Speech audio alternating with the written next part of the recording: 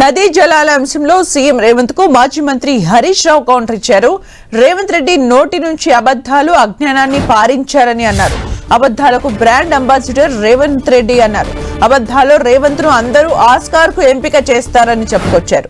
బేసిన్లపై CM Revanth రెడ్డికి basic knowledge లేదన్నది బహిరంగ సత్యమన్నారు హరీష్ రావు.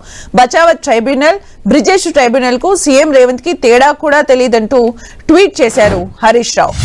నోటితో మాట్లాడుతూ నొసటితో వెక్కిరించడం రేవంత్ రెడ్డి నైజం అన్నారు.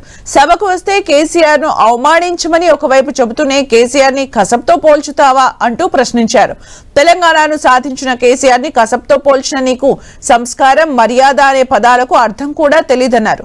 కేసీఆర్ ని నన్ను ఉరి తీయాలని, రాళ్లతో కొట్టాలని అంటూ మరోవైపు మర్యాద పాటిస్తానని శుద్ధపూసలా నటిస్తావా అంటూ మండిపడ్డారు. డొంక తిరుగుడు మాటలు తప్ప పోలవరం, నల్లమల సాగర్ విషయంలో సమాధానం ఎందుకు చెప్పలేదని నిలదీశారు.